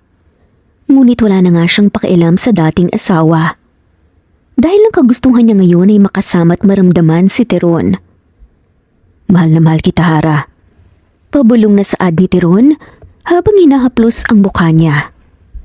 Tuluyang pumikit si Hara nang maramdaman ang marahang halik nito sa noo. At sa gabing yun, sa unang pagkakataon matapos siyang wasakin ni Michael, may isang taong muling nagparamdam sa kanya na babae siya. Hindi babae lamang, na mahalaga siya, na hindi siya kulang. Ilang buwan na rin ang lumipas mula noong magbago nga ang buhay ni Hara. At sa loob ng mga buwan na yun, unti-unting bumalik ang sigla niya. Samantala sa mga nakalipas na buwan, palaging naaalala ni Michael si Hara. Palaging pumapasok sa kanyang isipan ang mga alaala at mga pangako nila ni Hara sa bawat isa. Inaamin nitong namimiss na nga din niya ang kanyang ex-wife. Kumusta na kaya siya? Siguradong nagmumukmuk yun sa bahay at umiiyak nang magdamag dahil sa akin. Nakangising sambit ni Michael sa sarili. Masyadong panatag si Michael na babalik pa rin si Hara sa kabila ng ginawa niyang panluloko. Iniwan din niya noon si Hara at agad din silang nagkabalikan sa sobrang pagmamahal sa kanya ni Hara. Ngunit habang masaya ito sa piling na Ira noon, unti-unti rin itong napansin ang pagkawala ni Hara sa buhay niya. Bakit hindi siya sumasagot sa tawag at text ko? Busy ba siya sa trabaho? Nagtatampo sa akin? Nagngingit-ngit sa inis at galit si Michael habang tinatadtad ng text at tawag si Hara. Ngunit hindi sumasagot. Halos wasakin na nga niyang kanyang cellphone dahil sa nawawalan na nga siya ng pasensya. Hindi na tumatawag pa si Hara sa kanya ng ilang buwan. Ang hindi niya alam, wala nang babaeng handang tiisin lahat ng ugali niya. At higit sa lahat, wala na yung babaeng siguradong hindi siya iiwan. Babe, tulala ka na naman dyan. Napalingon si Michael kay Arya na kasalukuyang nakayakap sa braso niya habang nasa restaurant sila. Napabuntong hininga siya bago uminom ng alak. Pagod lang ako. Napakurap si Arya. Parang ilang buwan ka ng pagod ah. Siguro, kailangan mo na talaga ako. Mapang-akit na sambit ni Arya. Hindi sumagot si Michael. Sa totoo lang, ilang buwan na nga rin niyang hindi nakikita si Hara. At hindi niya maintindihan kung bakit parang may kung anong kulang. Iniisip niya noon na kapag iniwan niya si Hara, magiging masaya siya. Para sa kanya ay isa lang ng losyang, matanda at boring ng kasama si Hara. Bakit siya magtsatsaga sa isang babae na hindi naman sexy at dalaga tulad ni Arya? Pero bakit parang mas lalong magulo ang buhay niya ngayon? Bigla lamang nag-sink in sa kanyang utak ang mga sakripisyo, pagmamahal at mga alaala ni Hara. Naguguluhan na nga rin siya sa kanyang sarili. Teka, namimiss mo pa ang ex-wife mo? Diretsahang tanong ni Arya. Kagad na pailing si Michael sa kanatawa ng malakas. Para mang isang kalokohan na namiss pa nga niyang babaeng sumira sa buhay niya. Ano ka ba? Pumapangit ang mood ko sa tuwing binabanggit mo ang walang kwentang babaeng yun. Lalo pa kung naalala kong mukha niya. Asik pa nga ni Michael sa inis. Ngunit kahit siya hindi kumbinsido sa sarili niyang sagot. Kinagabihan, nakainom si Michael habang nagmamaneho papunta sa bahay nila noon ni Hara. Napapangisi nga siya habang iniisip na siguradong babalik din sa kanyang babae. Hindi niya kaya nang wala ko. Pasalamat nga siya dahil bibisitahin ko pa siya ngayon eh. Sanay si Michael na kahit anong sakit ang gawin niya kay Hara, bumabalik pa rin ito kaya kampanting siya pa rin ang pipiliin nito. Pagdating niya sa bahay, dire-diretso siyang bumaba ng sasakyan. Ngunit agad nagsalubong ang kilay niya nang mapansing may ibang kotse sa tapat. Hindi yun familiar sa kanya. Teka, ano to? Pagkarating niya sa labas ng pinto ng bahay nila, agad niyang napansin ng malaking sapatos na halatang panlalaki. Malakas na tumawa si Michael sa kanyang sarili at napailing na nga lamang. Takot siguro siyang machismisan ng kapitbahay na hiwalay na kami. Kaya siguro naglagay siya ng panlalaking sapatos para ipamukha sa kapitbahay na hindi ko siya kayang iwan. Nakangising saad ni Michael. Kaya napagpasyahan niyang pumasok sa bahay. Malapad ang kanyang ngiti at tatawagin na nga sana si Hara nang bigla nga siyang natigilan. Isang estrangherong lalaking nakaupo sa sofa nila ni Hara. Walang suot na pangitaas, magulo ang buhok. At mas lalong nagpanginig sa galit ni Michael ang mga nakakalat na damit sa sahig. Parang biglang umingay nga ang tenga niya at parang may umusbong na galit at selos sa kanyang puso. Teka, sino ka? Anong ginagawa mo sa pamamahay namin? Galit na sigaw ni Michael. Dahan-dahang napalingon si Teron sa kanya. Kalmado lang nitong sinuot ang pantalon. At sino ka? Malamig na tanong ni Teron. Lalong nagngit-ngit ang panga ni Michael. Sino ako? Ako ang asawa ni Hara. Pamamahay ko to. Hindi mo ba ako kilala? Sigaw pa nga ni Michael. Nanilisik ang mga mata ni Michael at tila kusang gumalaw ang kanyang kamay, kaya agad nga niyang sinuntok ang lalaki. Napailing ang mukha ni Teron dahil sa malakas na suntok, ngunit dahan-dahan lang nitong pinunasan ng dugo sa labi, saka ito napangisi. Ikaw pala yung ex-husband ng babaeng naninirahan dito. Yung lalaki na iniwan ng ex-wife na ilang taon na rin kinakasama dahil ibang babae? Sarkastikong tanong ni Teron. Mas lalong nag-init ang ulo ni Michael. Paano mo nalaman ng tungkol sa amin, ha? Wala akong pakialam sa mga sinasabi mo. Asan si Hara? Pasigaw na tanong ni Michael. Tumayo si Teron sa katinignan siya mula ulo hanggang paa. Wala siya dito. Kaya maaari ba? Umalis ka na. Sino ka bang hayop ka? Tila nang gagaliitin na nga na saad ni Michael. Bakit? Hindi ba dapat akong magtatanong yan? Malamig na tanong naman ni Teron. Muling sinugod ni Michael ang lalaki. Nagkasuntukan silang dalawa sa sala. Tumama ang kamao ni Michael sa mukha ni Teron, ngunit mabilis ding gumanti ang binata. Napatas si Michael nang tumamang suntok nito sa sikmura niya. Ngunit kahit ganun, mas nangingibabaw pa rin ang galit niya. Hindi niya matanggap ang nakikita niya ngayon. Pakiramdam niya may relasyon ng kanyang ex-wife at ang lalaking kaharap niya ngayon. Ngunit agad niyang tinabig ang ganung ideya sa isipan. Ayaw niyang isipin na niloko siya ni Hara at humanap ng iba. Hindi ganun ang ugali ni Hara. Siya lang ang mahal ni Hara. Hindi pwedeng mangyari ang kinababahala niya. Pinagkakautangan ba kayo ni Hara? Kung pera lang naman ang kailangan niyo, babayaran ko. Pakawalan niyo lang siya. Galit na sigaw nga ni Michael habang inihingal. Sandaling natahimik si Teron bago ito natawa ng mahina. At ang pagtawang yun mas lalong nagpagalit kay Michael. Pinunasan ni Teron ang dugo sa gilid ng kanyang labi. Hanggang ngayon, hindi mo pa rin kilala si Hara. Ano bang pinagsasasabi mo? Inis naman na tanong ni Michael. Lumapit si Teron hanggang halos magkalapit na ang mukha nila. Biglang hinawakan ni Teron ang kwelyo ni Michael sa kamarahas itong itinulak sa pader. Hindi mo ba naisip? Na kaya hindi na bumabalik sa'yo si Hara dahil ayaw na niya sa'yo. Natatawang sambit ni Teron. Tila nasisiyahan nga sa nagiging reaksyon ni Michael ngayon. Tumahimik ka! Sigaw ni Michael sa kamuling sumuntok. Ngunit mabilis na nakailag si Teron. At sa pagkakataong yun tuluyan ang nawalan ng kontrol si Michael. Nasaan si Hara? Walang yaka! Sigaw niya habang umiiyak nga sa galit. Hindi niya alam kung bakit parang natatakot siya. Natatakot na baka totoong may ibang lalaki na nga si Hara. Natatakot na baka tuluyan na nga talaga siyang mawala sa buhay nito. Kailangan mo munang bayaran ng utang. Agad na sumugod ulit si Michael ngunit bago pa man siya nakalapit, biglang may mga bodyguards na sumugod. Mga nasa 10 siguro yon. Ilabas niyo siya. Malamig na utos ni Teron. Teka, bitawan niyo ako. Wala kang karapatan na palayasin ako, buhay ko to. Nagpupumiglas si Michael sa pagkakahawak ng mga lalaki sa kanya.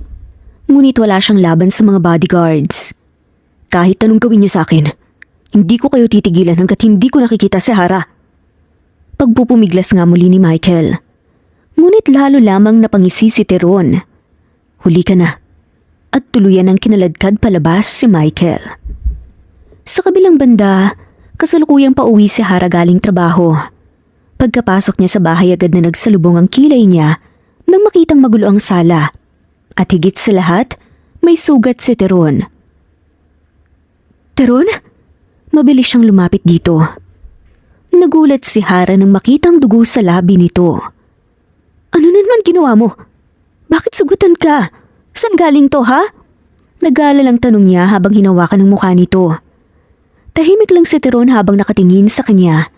Ngunit sa mga tingin pa lamang nito, alam kaagad ni Hara kung sino ang may kagagawan nito. Agad nagbago ang ekspresyon ni Hara. Ano ginawa niya sa'yo? Wala naman. Huwag ka nang mag-alala pa, ayos lang ako. Umiwas si Teron ng muka at tingin, ngunit agad hinawakan ni Hara ang pisngi nito. Napailing si Hara. Hindi mo kang wala lang eh. Tignan mo nga ang mukha mo, may sugat ka. Mabilis siyang kumuha ng first aid kit sa banyo, saka maingat na nilinisan ang sugat nito. Tsaka bakit ka napagsuntukan? Paano kung may nangyaring masama sa'yo? Bayolente siyang tao kaya dapat umiwas ka. Sermon pa nga niya at hindi na nga napigilan pang sariling nangingilid ang mga luha niya. Napatitig si Teron sa kanya. Bakit ka umiyak? Mahina nitong tanong. Hindi siya nakasagot. Hindi niya maintindihan kung bakit sobra nga siyang nag-aalala para dito. Dahan-dahang hinawakan ni Teron ang kamay niya. Hindi ako masasaktan basta-basta. Tumigil ka nga. Hindi mo kailangan lumaban palagi. Naiiyak na sambit ni Hara at napayuko. Marahang hinawakan ni Teron ng baba niya. At sinong lalaban para sa'yo? Napatitig sa Hara rito. Sa pagkakataong yun parang may kung anong bumigay sa loob niya. Unti-unting lumapit si Teron at naramdaman niya ang mga labi nito. Lumamlam ang mga mata ni Hara. Hindi siya umatras At sa halip mas lalo pa nga siyang lumapit dito. Mahigpit siyang niyakap ni Teron habang nakabaon nga ang mukha nito sa leeg niya. Hara, paus nitong tawag at tila ng hina. Napapikit si Hara habang mahigpit ding nakakapit dito. Hindi na nga niya alam kung alin pa ba ang totoo. Paghihiganti ba ito?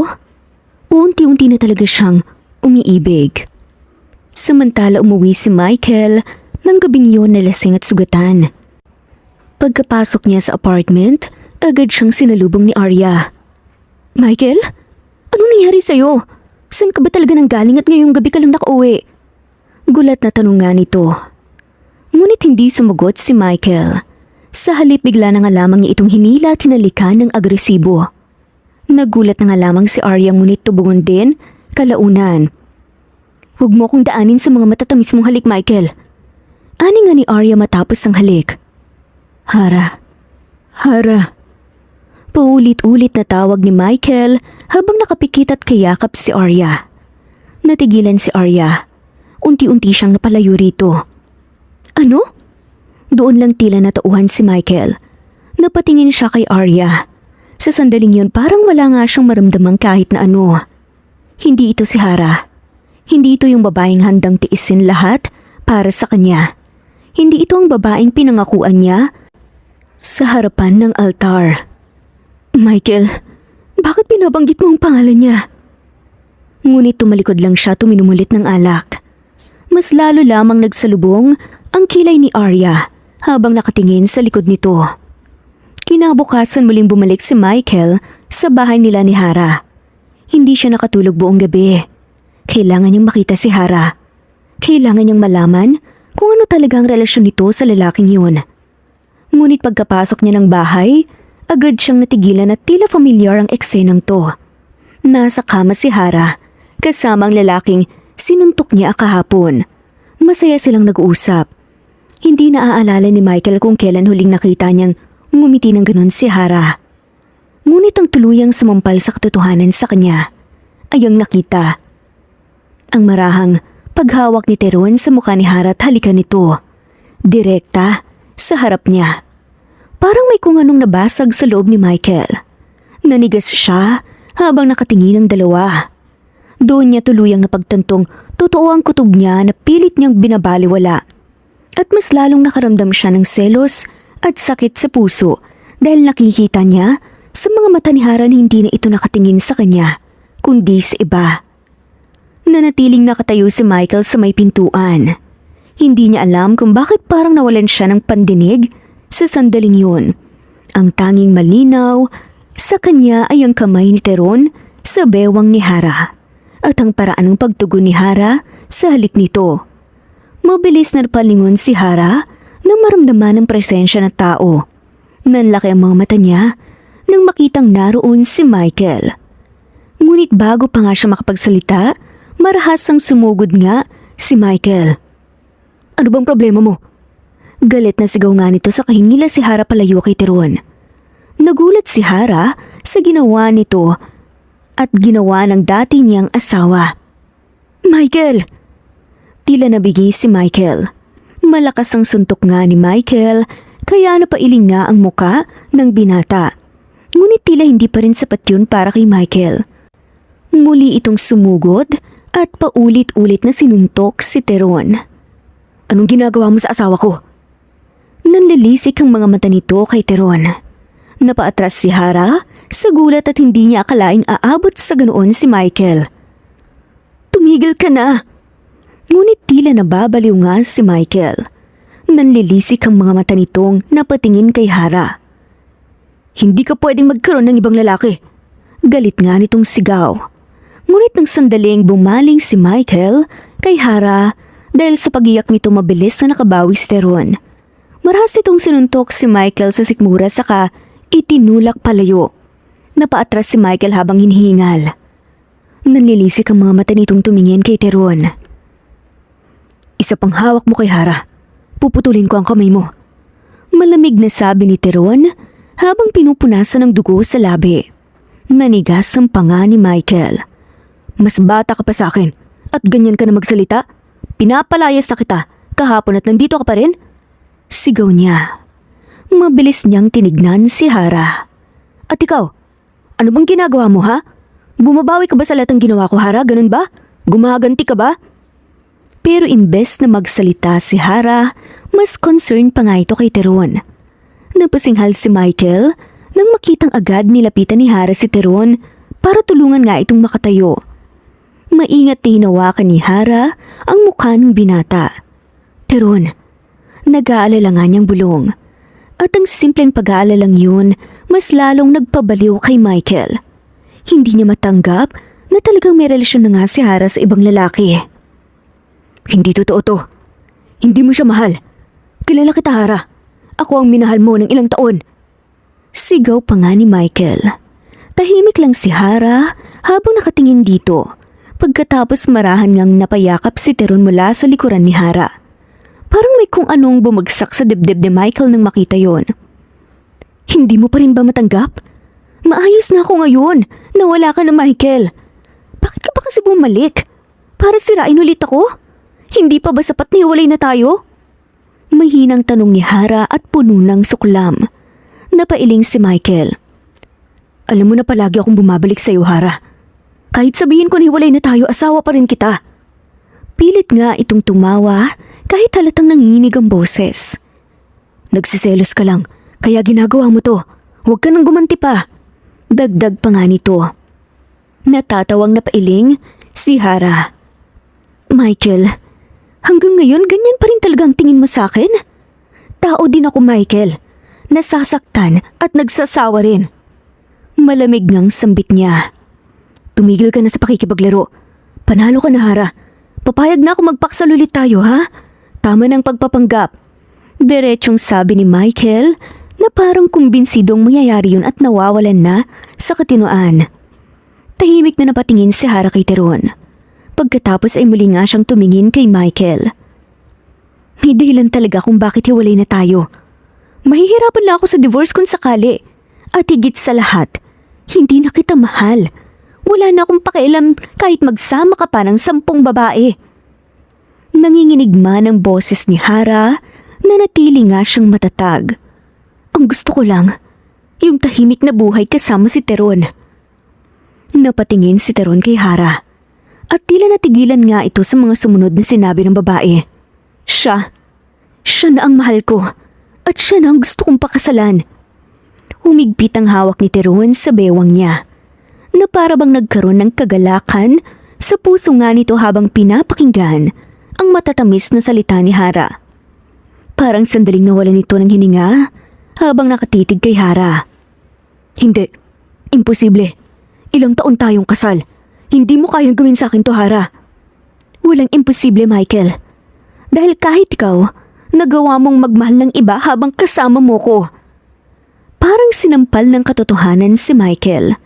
Habang nakatingin kay Hara, ramdam nito ang malaking pagsisisi sa lahat ng mga ginawa nito kay Hara. Ngunit, hindi pa rin ito matanggap na nawawala na nga si Hara sa kanya. Hindi ko sinasadya. Naputol ang salita ni Michael nang sumabat nga si Hara. Pero ginawa mo. Wala kang karapatan na mag-sorry dahil paulit-ulit mong ginagawang pagmamahal ko sa'yo. Napahinto si Michael dahil doon. Unti-unting nangilid nga ang mga luha ni Hara. Akala ko, kasalanan ko kung bakit tayo nagkaganito. Araw-araw kong kine-question ang sarili ko. Napangiti siya ng mapait.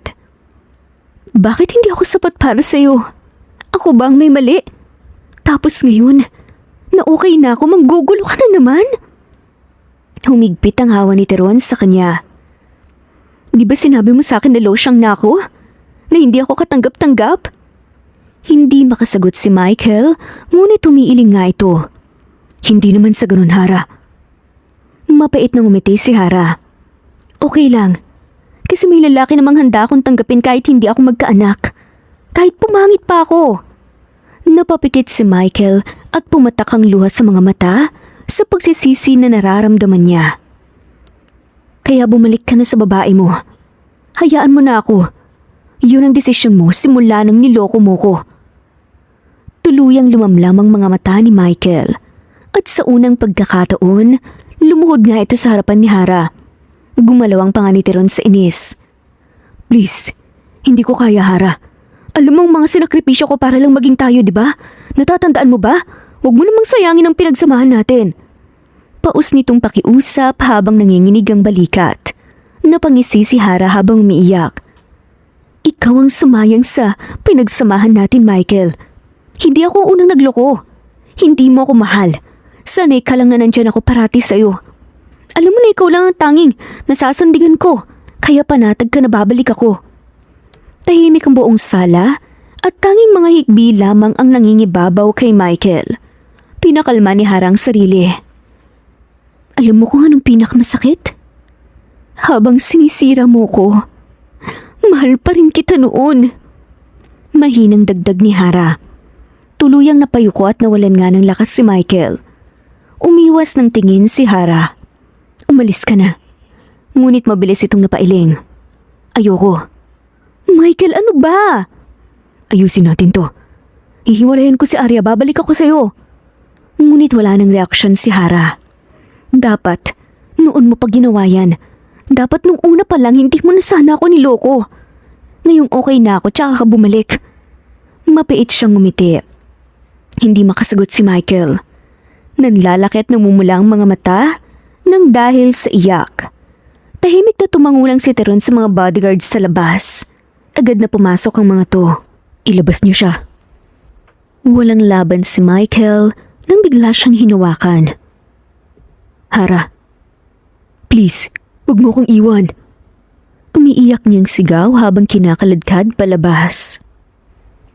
Ngunit hindi na gumalaw si Hara. Hindi na nga rin siya umiyak. Tahimik lang siyang nakatingin habang unti-unting nawawala si Michael sa harapan niya. Hanggang sa tuluyang magsara ang pinto. At sa pagkakataong yun, saka lang siya napabuntong hininga. Parang may malaking tinik na tuluyang nabunot nga sa dibdib niya. Dahan-dahang niyakap ni Teron mula sa likuran. Totoo ba ang sinabi mo kanina? Napakakasalan mo ko? Mahina nga nitong tanong, halatang hindi pa rin makaget over sa sinabi ni Hara. Napalingon siya kay Teron at bahagyang namula ang kanyang muka. Ngunit ngumiti rin siya kalaunan. Kung gusto mo lang naman. Parang biglang lumiwanag ang mukha ni Teron. Siyempre gustong gusto ko, Hara. Walang pag-aalinlangan na sagot nito. Mahigpit siyang niyakap ni Teron. Pakakasalan kita. Hindi mo alam kung gaano mo ko pinasaya ngayon. Bulong nito sa buhok niya. Napapikit si Hara habang nakayakap dito. Hindi niya inaasahan na pagkatapos ng lahat ng sakit, mararanasan pa rin niyang magmahal muli. Unti-unting hinawakan ni Teron ang mukha niya, saka siya marahang hinalikan. Hindi na nga niya ibababa ang sarili dahil lamang sa lalaki. Wala nang paghihiganti. Tanging init na nga lamang ng pagmamahal ni Teron ang nararamdaman niya. Samantala, galit na umuwi si Michael sa apartment ni Arya. Hindi na nga siya nakapaghintay pa na tapusin ang paglalaro kay Arya para makabalik kaagad kay Hara. Pagkapasok niya, nadatnan niyang nakahilata lang sa sofa ang babae habang nanonood ng TV. Sino ba yan? Hindi na natuloy ni Arya ang sasabihin nang makitang itsura nito. Michael? Mabilis itong tumayo. Ano nangyari sa'yo? Tanong nga ni Arya. Ngunit dire-diretsyong lumapit si Michael at agad na bumitaw ng salita na para bang sigurado na. Maghiwalay na tayo. Ayoko na. Nanigas si Arya. Anong ayaw mo na? Bakit ka ba nagkakaganyan, Michael? Magkasalubong ng kilay ni Arya. Babalik ako kay Hara. Parang natahimik ang buong apartment. Unti-unting nagbago ang mukha ni Arya. Natawa bigla si Arya. Ngunit halatang nanginginig ito sa galit. Hindi ka seryoso. Bawi mong sinabi mo, Michael. Mariing anas ni Arya. Parausan lang kita. Uto-uto ka naman kaya hinayaan mo lang akong lokohin ka. Pera at katawan lang ang habol ko sa'yo. Nanlaki ang mga mata ni Arya. Michael, ano ba? Sigaw nito ngunit tila wala nang pakialampas si Michael kung masaktan nga nito si Arya. Ikaw ang may kasalanan. kung bakit nasira kami ni Hara. Ano? Kasalanan ko? Hindi ba ikaw ang lumapit sa akin? Sigaw ni Arya at tuluyang natawa ito habang umiiyak. Ang kapal mo! Kaya pala wala ka rito palagi dahil pinupuntahan mo siya? Bigla nitong sinampal si Michael ng malakas. Napabaling ang mukha ni Michael sa gilid. Ginawa mo kong kabit tapos ngayon isisisi mo sa akin ang lahat? Nagngingit-ngit ang panga ni Michael. Wala akong pakialam. Ngunit biglang napahawak si Arya sa tiyan nito at tumiiyak. At paano ako, Michael? Pinuntis mo ko! Nanginginig nitong sambit. Parang nanigas ang buong katawan ni Michael.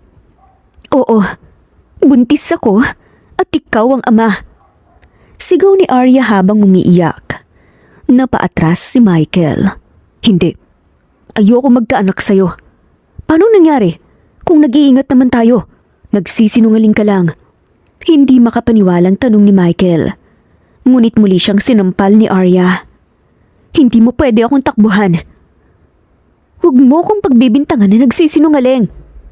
Humahagulgol na saad nga nito. Pupuntahan ko si Hara.